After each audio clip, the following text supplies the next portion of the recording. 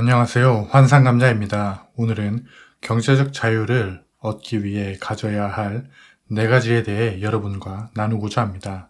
저는 현재 대기업을 퇴사하고 경제적 자유를 어느 정도 이뤘으며 거기에서 직접 얻은 경험들을 나눠보고자 합니다.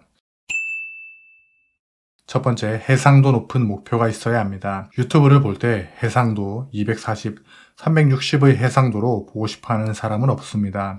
휴대폰에서 보더라도 더 선명하게 보고 싶고 내가 보고 싶어하던 배우, 아이돌, 그리고 정보들도 더 또렷하게 보고 싶어 합니다. 그런데 가장 중요한 내 미래는 또렷하게 보려고 하지 않습니다. 무슨 말이냐? 부자가 되고 싶어.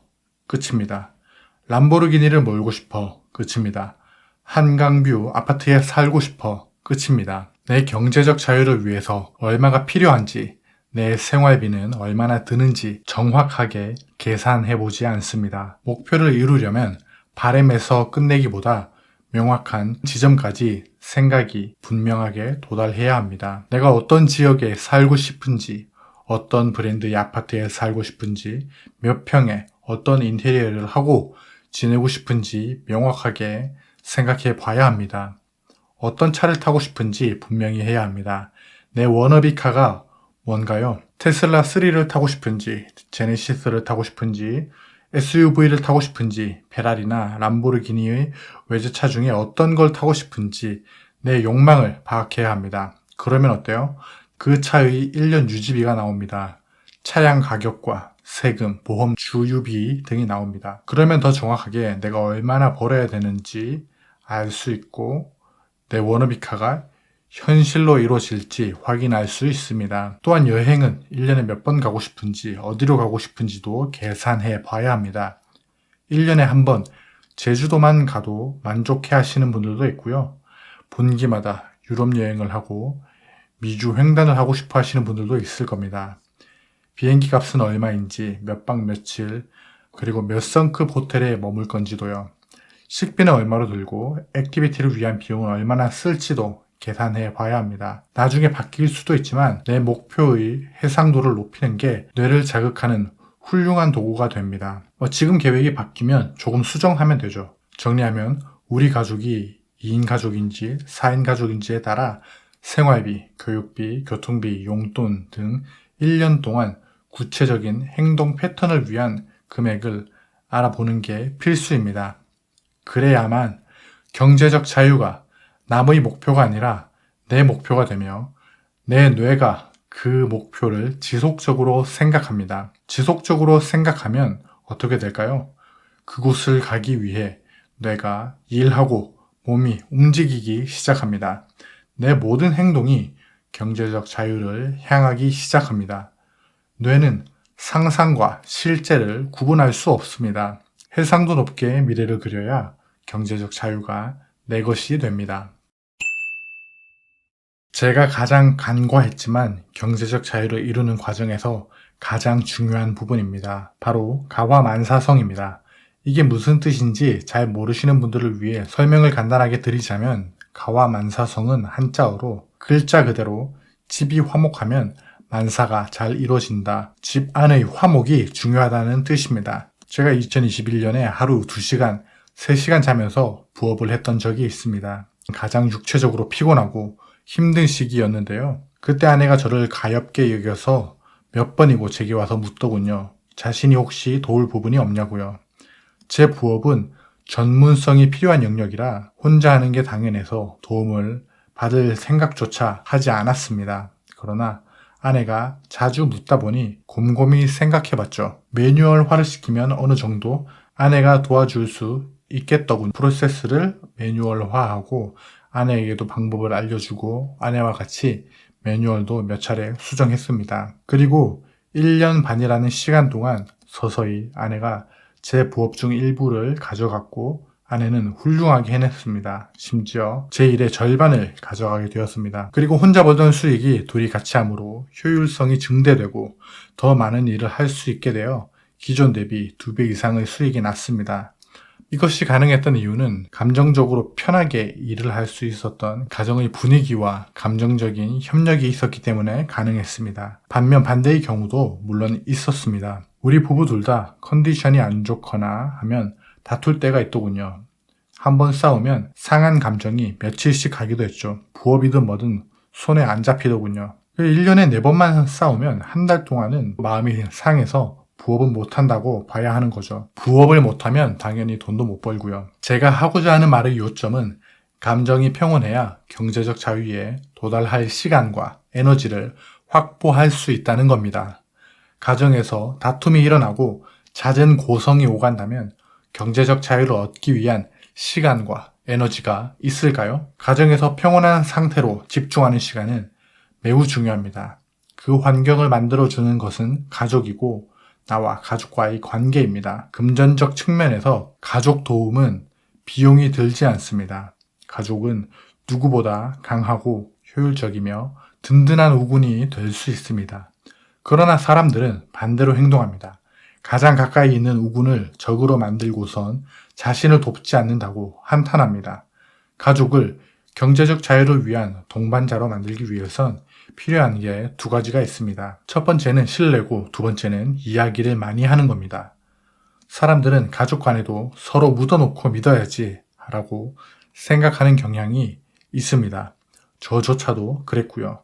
가족이면 당연히 뭐뭐 해야지 당연한 건 없습니다. 나를 믿어달라고 하기보다 나를 믿게 만드는 게 더 쉽습니다. 내 행동을 일관성 있게 꾸준히 반복적으로 보여줘야 합니다.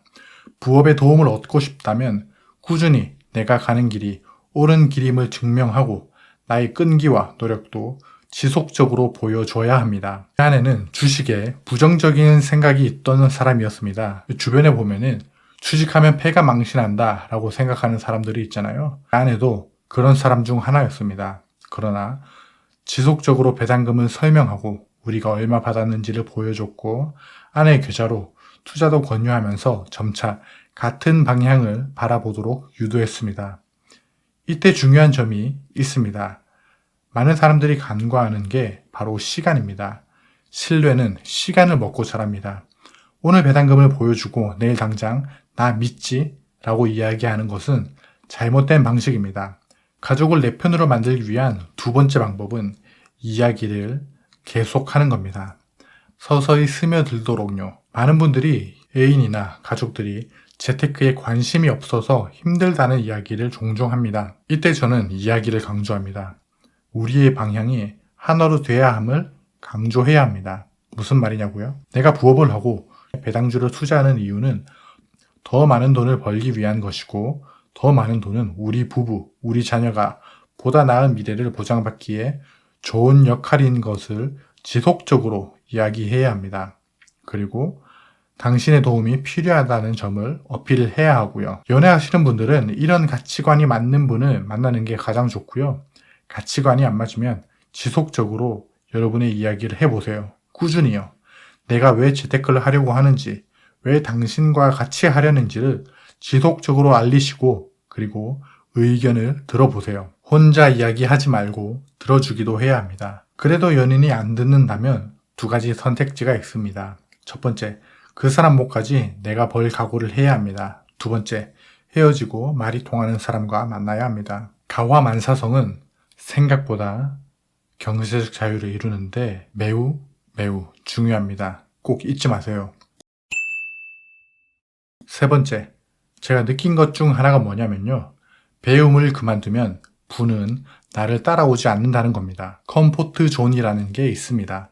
업무 영역이나 생활 영역, 관계의 영역 등에서 심리적 안정감을 느끼는 영역의 범위를 뜻합니다. 지금 내가 편안한 곳에 있다면 부와는 조금 거리가 있다고 생각해야 합니다. 저는 20대 후반 중소기업에 취직을 했고 월급 170으로 사회초년생 생활을 시작했습니다.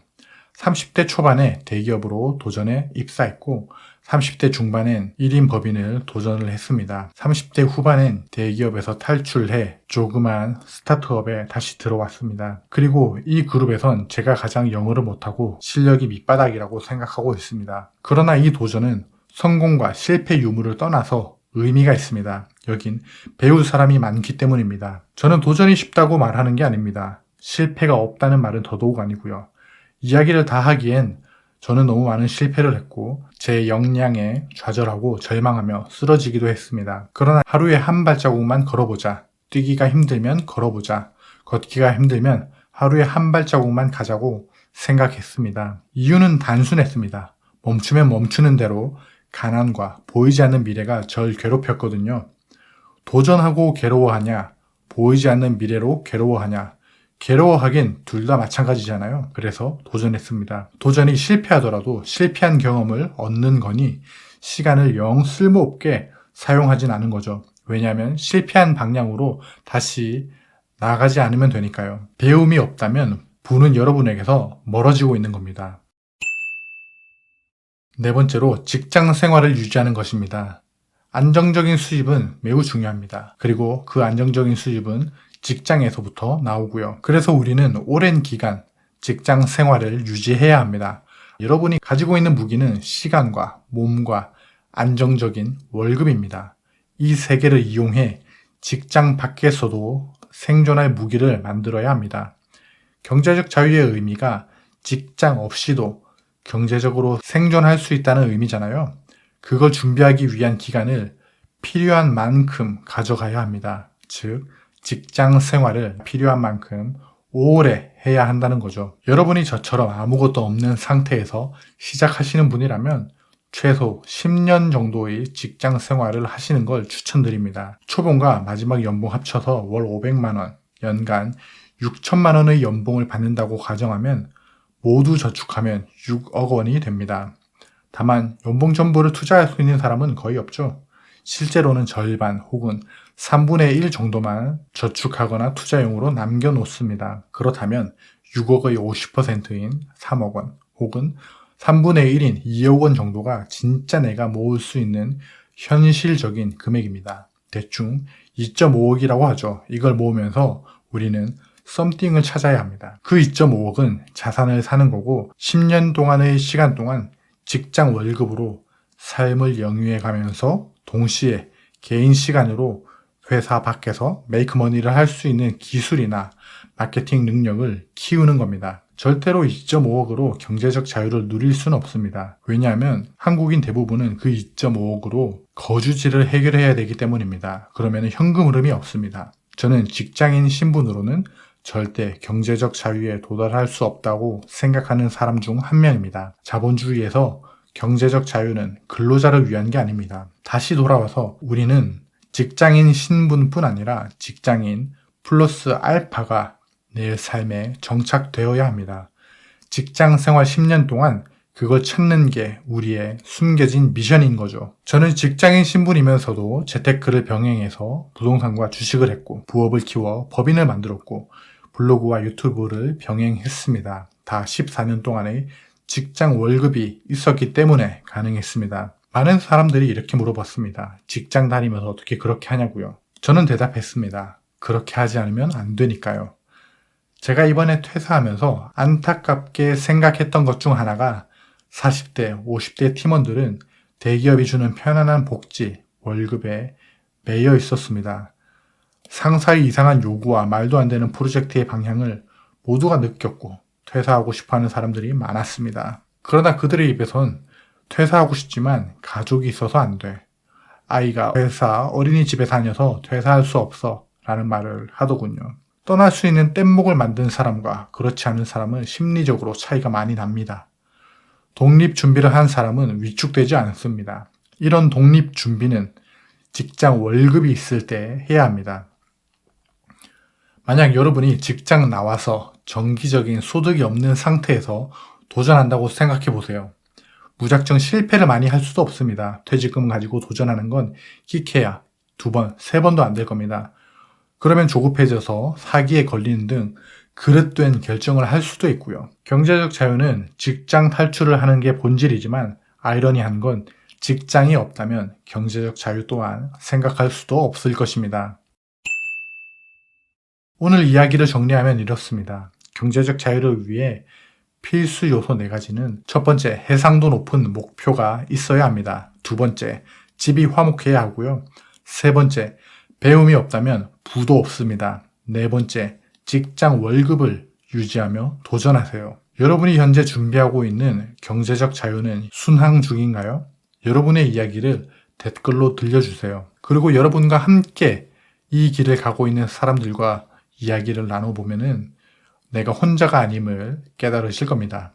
이런 영상을 계속 받아보고 싶다면 구독, 좋아요, 알림 설정 부탁드리고요. 여러분의 응원이 컨텐츠를 만드는데 큰 힘이 됩니다. 여러분의 인생 우상향을 진심으로 응원합니다. 감사합니다.